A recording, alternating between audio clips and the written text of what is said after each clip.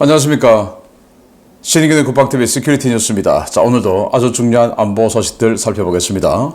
북한군들이 지금 한 7,000명 정도 쿠르스크 전선에 배치가 됐다라는 보도들이 나왔죠. 그리고 북한군들의 주 무장은 AK 소총, 그리고 불새 대전차 미사일, 그냥 그런 완전히 알보병 상태로 있다라는 거고요. 기계화 보병이 아닌, 그러니까 결국 돌격만 하면 죽을 수밖에 없는 이런 무장 상태다라는 것들이 지금 알려지고 있는 가운데 북한의 중앙군사위원회가 국방성에 내린 명령, 그 명령 돈 벌려고 내린 거예요. 그걸로 인해서 지금 러시아 군들이 완전히 분노에 휩싸이고 있는데 김정은이가 푸틴의 뒤통수를 좀 때려버렸다라고 저는 생각을 하는데 어떻게 해서 왜 러시아군이 이렇게 분노하고 있는지 그 동영상과 함께 같이 보도록 하겠습니다. 자, 그리고 지금 미국 대선이 우리 날짜로는 하루 앞으로 다가왔어요. 물론 미국 날짜로 하루 반나절 남았는데 이제 마지막이다 보니까 각 방송사에서 여론조사 결과가 마지막으로 나옵니다. 그런데 이게 조금 경향성이 있어요. 어떤 경향성이 있는지. 자, 그리고 서로 간에 이 선거 결과를 승복하지 않으려는 건지 부정선거 등등 여러 가지 뭔가가 나오고 있다라는 이야기까지 알려드리면서요.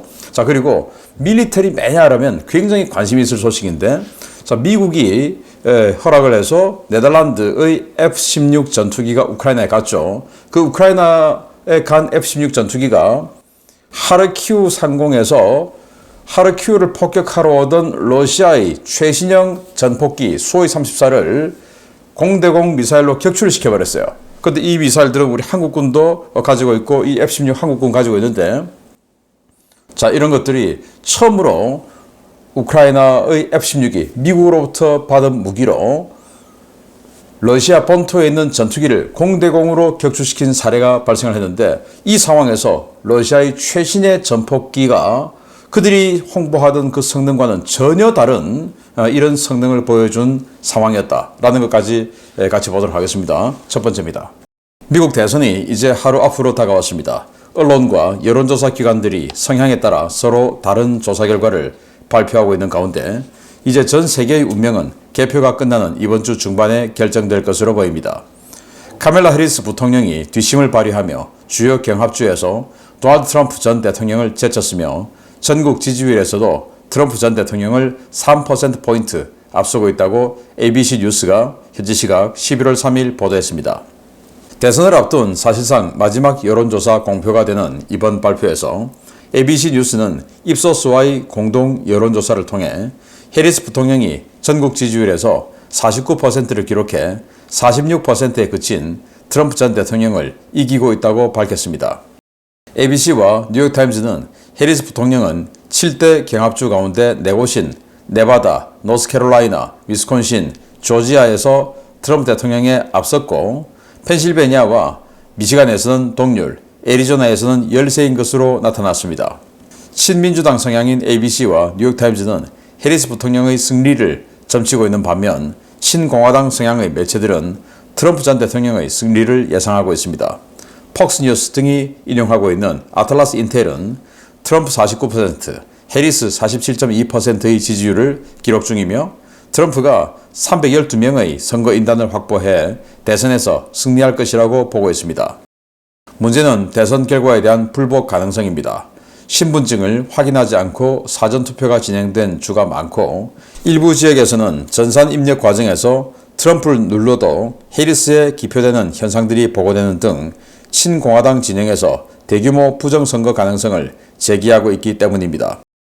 여기에 더해 트럼프 전 대통령은 현지 시각 11월 3일 펜실베니아 유세장에서 나는 지난 2021년 1월 20일에 백악관을 떠나지 말았어야 했다라며 방금 몇몇 주에서 개표에 최소 12일이 더 걸릴 것이라는 통보를 드렸다. 도대체 선거를 어떻게 치르는 것인가? 오후 9시면 모든 선거가 끝나야 하는데 몇 주가 걸린다고 한다. 빌어먹게 부끄러운 일이라며 이번 선거에서도 광범위한 선거 사기가 일어나고 있다고 성토했습니다. 이 같은 상황은 미국에서 선거가 끝나더라도 선거 결과를 놓고 어느 쪽이든 쉽게 승복하지 않을 가능성이 높다는 시그널로 읽히는데요. 미국 내부에서 대혼란이 벌어졌을 때를 틈탄 국제정세 혼란과 이에 대한 안보 위기, 우리 정부도 각오 단단히 해야 할 것 같습니다. 네, 해리스, 트럼프 이제 하루 앞으로 다가왔다. 물론 미국은 하루 반나절 시간이 남았는데 마지막 여론조사를 발표하는데 기존의 메인스트림 언론들은 대부분 해리스가 이긴다 라고 발표를 했어요. 그리고 7대 경합주에서도 4군데에서 해리스가 이긴다 라고 발표를 했고, 경합주 중에서는 애리조나주만 트럼프가 이긴다 라고 발표를 했습니다. 자, 이런 여론조사 결과가 계속 나오고 있는데 49대 46이라고 해요. 이런 것들이 주로 민주당을 지지하던 메인스트림 언론들의 경향성입니다. 그러나 폭스뉴스, 당연히 이제 이 트럼프 지지 언론이죠. 그래서 이 폭스뉴스는 트럼프가 이긴다 라고 하는 여론조사 결과를 발표하면서 49대 47.2로 트럼프가 이긴다 라고 하면서 이 아틀라스 인텔의 결과를 또 보도를 합니다. 이 아틀라스 인텔은 득표율 차이는 1.8%포인트밖에 차이가 안 나지만 이 미국의 선거 방식은 이기는 주가 주에서 이기는 0.1%로 이기면 승자 독식, 위너스 테이크 올 해서 이 선거인단을 다 가져가는 방식이죠. 그래서 결국 그런 방식으로 인해서 트럼프가 270석을 확보하면 이기는데 여유있게 312석을 확보를 할 것이고, 해리스는 226석에 그칠 것이다. 그래서 트럼프가 당선된다 라고 발표를 했는데요. 자, 이런 가운데 트럼프 전 대통령은 내가 사실은 지난번 선거도 이겼는데 이번도 지금 이상하다 라고 하는 그런 이야기들을 많이 해요. 이런 그 피켓들을 들고 있죠. 스타트 스틸, 훔치지 마라 이거죠. 뭘 훔치냐? 선거 결과를 훔치지 말라는 거죠. 그래서 여기 지금 동영상인데 이게 전자투표를 하는 동영상인데 터치 스크린에 이렇게 터치한 거예요. 저 위가 트럼프고 아래가 해리스예요. 이 사람이 트럼프를 터치를 했는데 터치가 안 되는 거예요. 터치를 했는데도 이 트럼프는 인식이 안 되는 거예요. 그리고 한참 있다가 해리스에 딱 인식이 되어서 페이지가 다음 페이지로 넘어가는 이런 상황.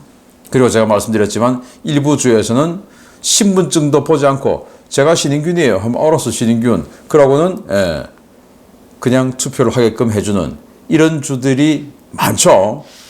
그래서 이런 이야기들을 지금 이 트럼프 대통령이 지금 이야기를 하고 있는데 부정선거론을 띄우고 있는 중이죠. 혹시나 원하지 않는 결과가 나왔을 때 그 부정선거론으로 2번이나 내가 도둑 맞았다 라고 하는 그 론으로 이렇게 선거 결과를 인정하지 않는 뒤집으려는, 그렇게 되면 이제 사실은 굉장히 큰 혼란이 발생하는데 이제 이런 분위기가 많이 나오고 있다. 그래서 양측의 감정의 골이 굉장히 격앙된 상태고 골이 아주 깊다라는 상태인데, 자, 이 혼란이 초래될 것 같은데 조금 걱정스럽습니다. 부디 아니 미국 같은 이런 선진국이 이렇게 허술한 또는 말도 안 되는 투표 방식, 개표 방식이 진행된다.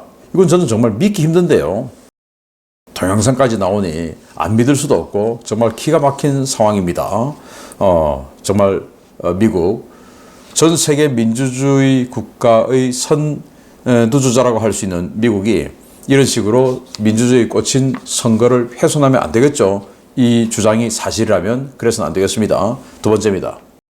러시아판 스트라이크 이글이라 선전되어 왔던 최신의 수호이 34M 전폭기가 우크라이나군의 구형 F-16A 전투기에 격추됐다는 소식입니다. 러시아가 피격 사실 자체를 인정하지 않았던 지난 10월 12일 사건과 달리 이번 사건은 피격 지역과 전산 조종사들의 시동까지 공개됐습니다. 우크라이나 하르키우 지역에 활공 유도 폭탄을 날리며 민간인들을 상대로 심각한 전쟁 범죄를 일삼던 러시아 공군 수호이 34M 전폭기가 우크라이나군의 F-16A 전투기에 의해 러시아 영공에서 격추되었다고 러시아 밀 블로거들이 현재 시각 11월 3일 밝혔습니다. 러시아 항공우주군의 자료를 받아 전황을 소개하고 있는 러시아 대형 밀 블로거 파이트 바머 텔레그램에 따르면 이 사건은 11월 1일 아침에 발생했는데요. 러시아 측은 이번 수호이 34 격추 사건으로 제2혼성항공연대, 비갈리노프 아르만, 카첸베코비치 대위 등 2명이 사망했다고 전했습니다. 이들은 하르키우시에 대한 활공 유도폭탄 공습 임무를 맡고 우크라이나 영공에 접근하던 중에 벨고로드주 상공에서 중거리 공대공 미사일 공격을 받은 것으로 전해졌는데요. 미사일 피습 당시에 레이더 수신 경보기는 작동하지 않았던 것으로 알려졌습니다. 러시아 밀 블로거들은 이번 격추가 우크라이나군 F-16A 전투기가 발사한 암람 공대공 미사일에 의해 이루어졌다고 주장하면서 이번 사례가 우크라이나군 F-16에 의해 러시아 전투기가 격추된 첫 번째 사례라고 평가했습니다. 러시아판 스트라이크 이글로 불리는 소위 34M은 V004 페사 레이더와 키비니 전자전 시스템, 파스텔 RWR 등 러시아의 최신 항공 전자장비가 집약된 최신 전폭기입니다.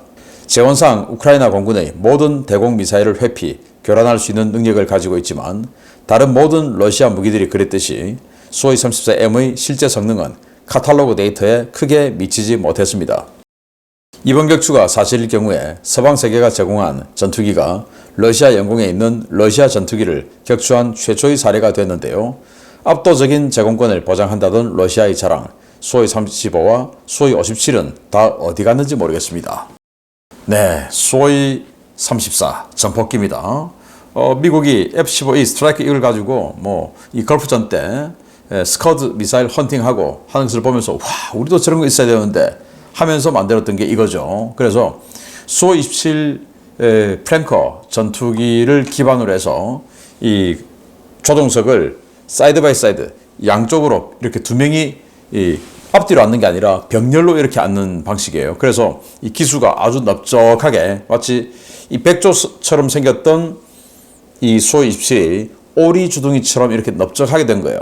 그럼에도 불구하고 워낙에 뛰어난 기동성을 자랑하던 수-27이었기 때문에 강력한 전자전 능력, 그리고 공중전 능력, 그러면서 폭격까지 할 수 있는 이런 전폭기다 라고 자랑해 왔고, 이번 전쟁에서도 활공 유도폭탄을 계속 떨어뜨렸죠.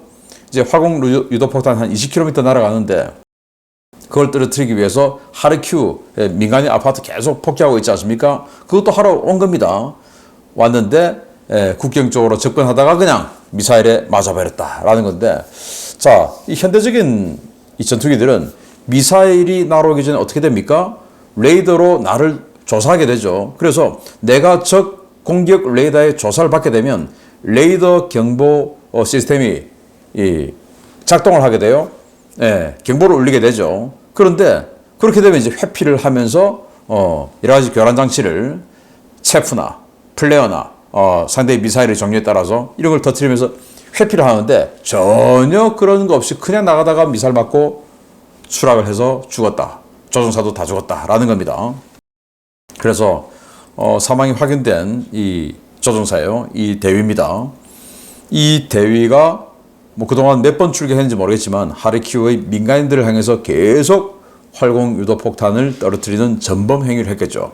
RWR이 울렸다면 당연히 이거 도저히 이제 회피가 안 되겠다 하면은 사출 좌석 딱 해서 이 전투기를 이제 포기하고 자기는 사출해서 살아야 되겠죠. 그런데 RWR이 안 울렸기 때문에 내가 왜 죽는지도 모르고 갑자기 번쩍하고 이제 죽은 겁니다.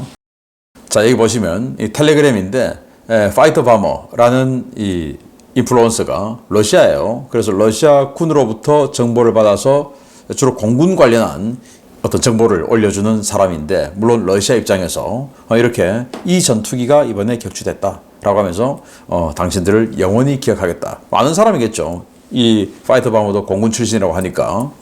자, 이게 이제 사실로 확인이 되었고, 자, 그러면 이렇게 러시아가 자랑하는 최신 전자장비가 집약된 수-34 키비니 전자전 시스템이라고 해서 적의 미사일이 날아오면 그 적의 미사일에, 즉 이 우크라이나가 쏜 암람 미사일에 레이더가 또 있어요. 그 레이더를 또 교란시켜버려서 나를 찾지 못하게 하는 그런 전자전 시스템까지도 되어 있는 이 수-34가 내가 왜 죽는지도 모르고 추락을 했다라는 건데, 그 정도로 러시아 무기는 이 카탈로그 데이터에 적힌 모든 것들은 다 거짓말이다. 하여튼 입만 열면 거짓말이죠. 돌아서면 뒤통수 치는데, 제가 좀 이따가 말씀드릴 것은 북한이 돌아서서 뒤통수를 거하게 쳐버렸는데, 그래서 사회주의, 공산주의 이 지역, 그리고 전체주의 독재국가, 이들은 입만 열면 거짓말, 돌아서면 뒤통수가 서로 간에 그냥 난무하고 있는 이런 상황이다. 우리나라도 이제 그쪽을 추구하는 사람들이 있으니까 그게도 입만 열면 거짓말이고 자기들끼리도 돌아서면 뒤통수 치고 있죠. 하여튼 이런 상황인데, 자, 이게 미국의 무기로 이 암람 미사일이 한 7, 80km 날아갑니다. 암람 C5가. 이걸로 러시아 영공 내에서 러시아 전투기를 격추한 최초의 사례가 됐고, 또 소위 34 전투기가 미국의 F-16에게 격추당한 최초의 전사가 됐습니다. F-16도 등장한 지 지금 1977년부터 나왔으니까 꽤 오래됐죠. 그런 F-16의 유구한 역사 속에서 러시아의 최신 전투기를 직접 격추했어요. 그래서 지금 미국의 어깨가 좀 으쓱하게 될 텐데, 왜냐? 이 F-16은 F-16 중에서 AB형 가장 오래된 F-16이거든요. 1980년에 배치됐으니까. 그런데 이렇게 러시아의 최신형 전투기를 격추시켜버렸다라는 사실을 알려드리면서 북한이 어떤 뒤통수를 쳤는지 보겠습니다. 북한이 러시아에 엄청난 양의 노후 탄약을 밀어내는 모양입니다. 최근 북한제 포탄을 대량으로 공급받은 러시아군이 북한제 포탄의 심각한 상태를 폭로하는 영상을 촬영해 SNS에 공개했습니다. 영상 속에는 이것이 실전용 무기인지 눈을 의심케 하는 유물들이 등장했습니다. 최근 러시아에 대한 군사 지원을 대폭 확대하고 있는 북한이 러시아로부터 돈을 받고 노후 불량 탄약들을 공급하고 있으며, 러시아 고위층과 장교들은 이 같은 사실을 알면서도 북한제 탄약을 계속 수입하고 있다고 남부전선의 러시아군 장병들이 텔레그램 영상을 통해 폭로했습니다. 영상 속에는 바닥에 방수포를 깔고 병사들이 둘러앉아 포탄을 손질하는 모습이 담겨져 있는데요. 병사들은 해당 포탄이 북한에서 공급받은 82mm 박격 포탄이고, 이 포탄을 사용하기 위해 녹과 기름, 이물질을 닦아내고 있다고 토로했습니다. 북한이 공개한 82mm 박격 포탄은 대부분 1950년대에 생산된 것들로 이미 사용 연한이 한참 전에 끝난 유물들인데요. 러시아 병사들은 이 포탄을 사용하기 위해 포탄 외부의 녹과 이물질을 닦아내고 기름칠을 하고 있었습니다. 영상 촬영자들은 이 작자들이 우리에게 쓰레기를 보내고 있다 라며, 이렇게 씻어서 쏴도 5발 쏘면 그중 한 발만 발사된다. 그 한 발도 날아가서 터지면 다행 이라고 성토했습니다. 북한이 러시아에 노후 탄약을 보내고 있다는 사실은 이미 지난해부터 널리 알려졌었는데요. 유독 그 상태가 엉망인 이 포탄 손질 영상을 본 러시아와 우크라이나 관계자들은 2차 세계대전 때 격전지에서 불발탄을 발굴하는 것 같다며 경악을 금치 못하고 있습니다. 문제는 러시아군에 공급한 박격포탄이 이런 수준이라면 최근 쿠르스크 전선에 배치됐다는 북한군에 지급된 박격포와 포탄 역시 비슷한 상황일 가능성이 높다는 것인데요. 과연 이 유물들을 가지고 싸우는 북한군, 전투원으로서 제 역할을 할 수 있는지 모르겠습니다. 네, 박격포탄 82mm, 우리는 81mm인데 여긴 또 82mm예요. 항상 또 구경을 조금 크게 하죠. 자, 이걸 이렇게 뭔가 통에다가 물 받아놓고 닦고 있는데 녹을 닦고 있는 상황이에요. 자, 그리고 이 상태를 보면 이런 것들입니다. 이게 무슨 유물, 고철 폐기장에 가는 그런 것들이지 이거 실제로 쓰겠습니까? 근데 왜 이렇게 늘어났냐? 자, 이걸 사용할 수 있게끔 녹이라도 좀 닦아보자 라는 건데, 영상 한번 보시겠는데요. 네, 병사가 통에다 물 받아 놓고 지금 열심히 빡빡빡빡 문지르고 닦고 있습니다. 그러면서 이제 굉장히 분노에 차겠죠. 그리고 이거 쐈더니 그렇게 닦아서 쏴도 안 나간다 이겁니다. 그리고 나가서 터지는 것도 잘 안 터진다 이겁니다. 그도 그럴 것이 2010년 11월 달에 우리 대한민국 연평도를 포격 도발했던 바로 그 연평도 포격 도발 때 정찰 총국에서 가장 상태 좋은 포탄들을 다 쓸어 모아서 도발했지 않겠습니까? 그런데 그때 연평도라는 이 2km 가로 세로 완전히 사각형은 아닙니다만은 대충 그 정도 타겟에 날아오는 포탄이 40%밖에 안 됐어요. 나머지 다 그냥 앞에 바다에 떨어졌죠. 그 말은 뭐냐? 장약이라고 하는 추진제, 이게 제대로 관리가 안 되니까 이게 그 습도에 눅눅해져서 쐈는데 퓨시식 해서 앞에 떨어지고, 또 떡이 져 있으니까 뽀송뽀송 가루가 다 이렇게 돼 있어야 되는데 떡이 져 있으니까 이건 어떤 거는 5kg 날아가고 어떤 건 8kg 날아가고 분명히 10kg를 날렸는데 자, 이런 식으로 되는 거예요. 그런데 그때는 가장 상태 좋은 걸 모아서 했는데도 40%밖에 안 됐죠. 지금은 뭡니까? 북한의 중앙군사위원회에서 국방성에 지시를 내렸죠. 재고 탄약 다 보내. 그러니까 6.25 전쟁 때 놔두고 갔던 그 탄약들 지금까지 북한이 무슨 뭐 제습기가 있었겠습니까? 전기가 얼마나 많아서 우리 탄약고에 가면 제습 상태 아주 좋아요. 완전히 그냥 건조한 상태로 다 보존이 되는데 북한이 뭐 그렇겠습니까? 또 북한의 탄약고는 이 산이 있으면 산 북사면에 있죠. 산 북사면 항상 응달이에요. 우리 이 북반구 위치상. 그러니까 우리 한국군의 탄약고는 산 남사면에 있죠. 또 남향이에요. 햇빛이 또 잘 들어오죠. 저기는 항상 햇볕을 못 받는 산 북사면에 탄약고가 있어요. 그러니 안 그래도 햇볕을 못 받아서 습도가 높은데 제습할 수 있는 전기도 없어요. 당연히 떡지죠. 그런데 그걸 1950년대 생산된 걸 지금 갖다 주니 이게 뭐 제대로 작동이 되겠습니까? 안에 들어있는 그 장약, 작약 이런 화약들이 완전히 떡져 있고 뭐 굳어 있고 뭐 이렇겠죠. 그러니 이제 러시아군들이 분노하는 거죠. 그 분노하는 상황에서 북한군들이 오니까 그 북한군들에 대한 대우가 좋을 리가 없죠. 그냥 쳐다만 봐도 욕이 나오는 거죠. 왜? 이거 쏘다가 터져서 포신 터져서 죽은 동료들도 있을 테고. 자, 그래서 돈을 벌기 위해서 뭐 동맹이다 뭐다 하면서 완전히 뒤통수 그냥 거하게 때려버린 이 김정은 호주머니에 돈 집어넣기 위해서. 그로 인해서 소중한 북한으로서는 소중한 그들의 젊은이들이 타국에 가서 완전히 비참한 대우를 받게 되고 결국은 또 비참하게 죽게 되겠죠. 지휘관들이 정말 동정심 없이 야 니들 나가 빨리 돌아오게 시키겠죠. 참 안타까운 현실입니다. 북한군들 대량 항복하시기 바랍니다. 마치겠습니다. 감사합니다.